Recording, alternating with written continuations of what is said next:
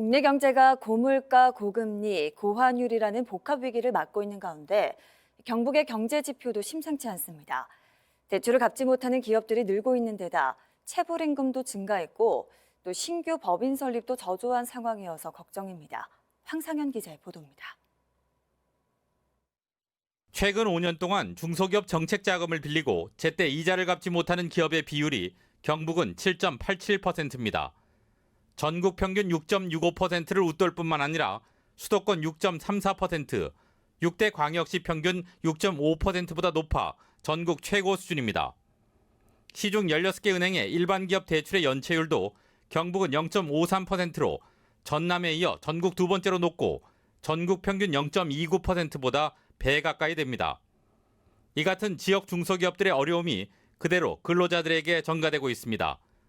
지난해 경북의 임금 체불 금액은 448억 6천만 원으로 지난 2018년보다 4%가 늘었고 피해 근로자는 5,200여 명으로 14% 감소했습니다.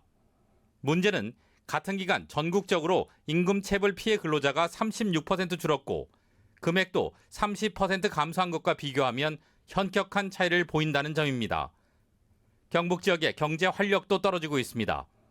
최근 3년 동안 경북의 신규 법인 증가율은 3%에 그쳐 전국 평균 7.5%의 절반에도 미치지 못했습니다. TBC 황상현입니다. 네, 이번 자료를 분석한 경산이 지역구인 국민의힘 윤두현 의원과 얘기를 좀 더 나눠보도록 하겠습니다. 의원님, 먼저 경북 지역의 경제 지표가 좋지 않습니다. 유독 경북에 어려운 이유가 있을까요? 예, 무엇보다도 열악한 경북의 산업 구조 탓입니다. 경북의 주력 산업은 전자영상음향 통신장비와 섬유, 금속 가공, 자동차 부품 등인데요. 고부가가치 산업도 아니고 국제 경쟁력도 제한적입니다.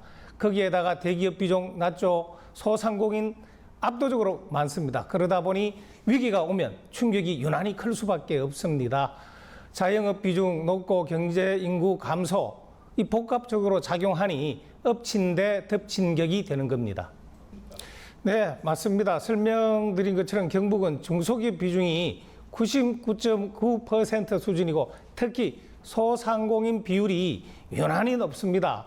그러다 보니 경기 하강기나 코로나19 사태와 같은 어려움이 닥칠 때마다 아무래도 자본이나 기술 면에서 버틸 수 있는 여력이 적습니다. 특히 지금과 같은 글로벌 위기 상황에서는 정책, 금융 강화 등 경제당국의 각별한 관심이 필요합니다.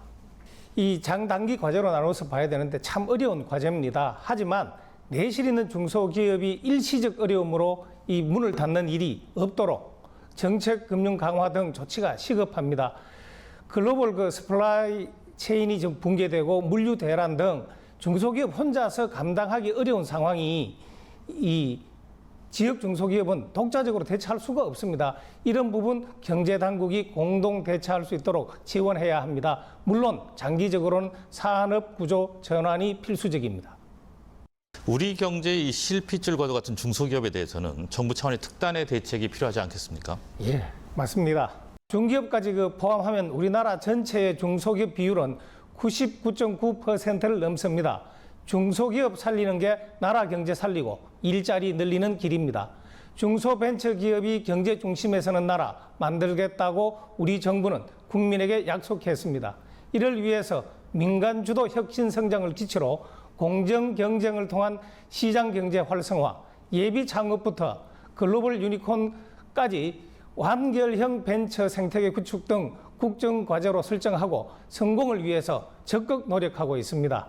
네, 이렇게 나와주셔서 감사합니다.